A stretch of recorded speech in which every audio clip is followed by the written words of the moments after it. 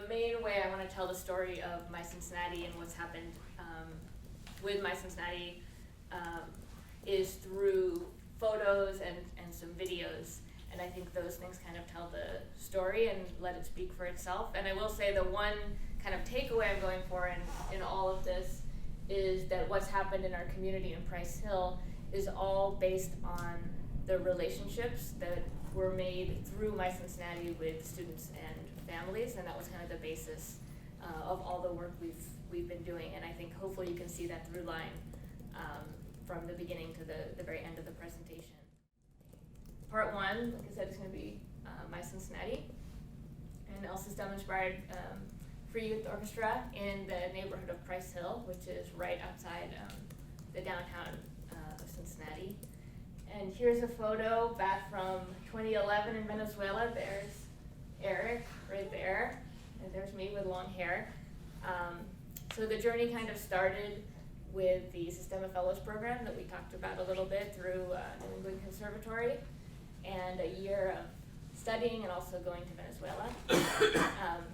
After that, I moved to Cincinnati to start MYCincinnati, and when I did that, I started MYCincinnati as a part of an already existing nonprofit organization.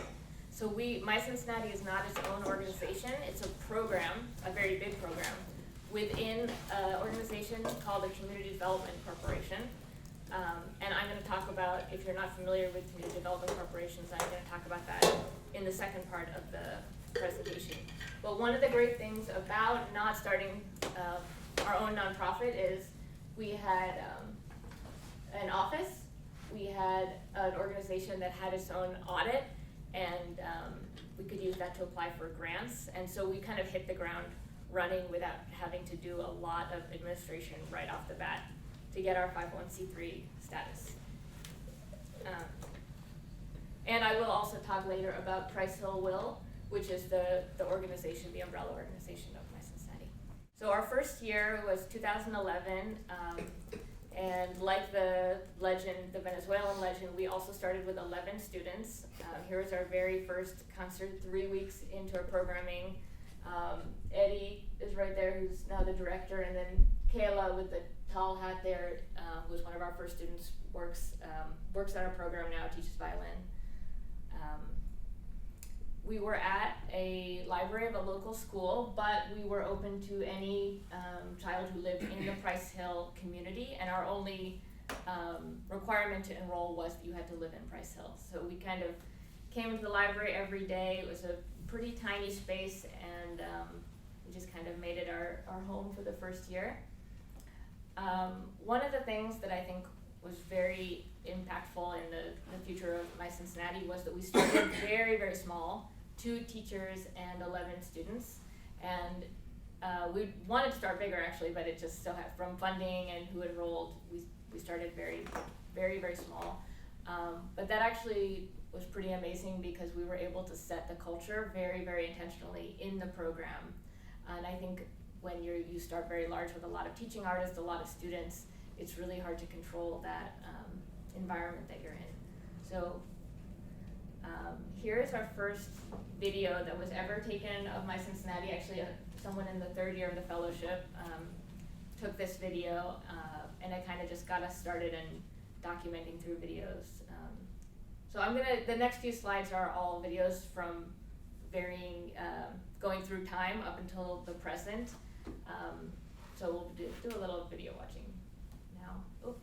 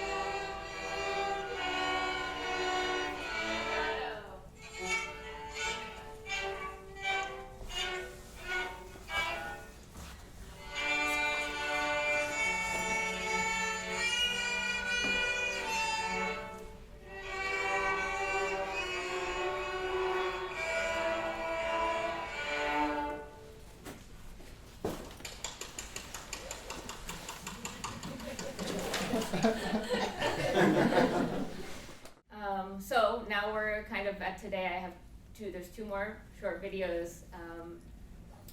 We have now about 120 kids, a lot of different programs that I'm going to talk about, and I think the biggest change is that we're located in this beautiful historic firehouse that's going to come into play later in the talk.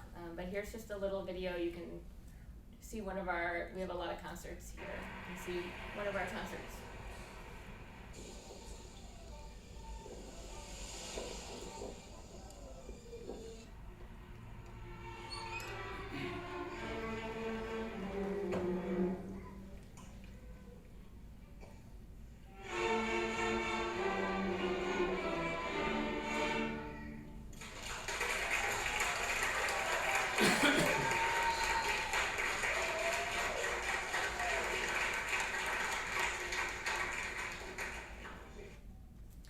And very last video, this was from earlier this year. This is the first time in a long time that we were able to have all 120 students in our programs, wind, strings, and percussion, play together. And they are playing Baby Shark. Everyone's heard Baby Shark, I hope. But the reason they were playing this is because in the beginner class that I was teaching, the kids were like passing around little pieces of paper, writing notes on them that they were like really secretive about, and I thought they were, passing notes about each other or something, and I looked at it and it was just like note names, like DDD, and I was like, what is this? What are you guys doing? And they're like, oh, we're trying to figure out the notes to Baby Shark. So then this is the kids just like, of course, we're obsessed with playing this piece. So here's a cute little video of all of our kids playing Baby Shark. 2, 3, 4.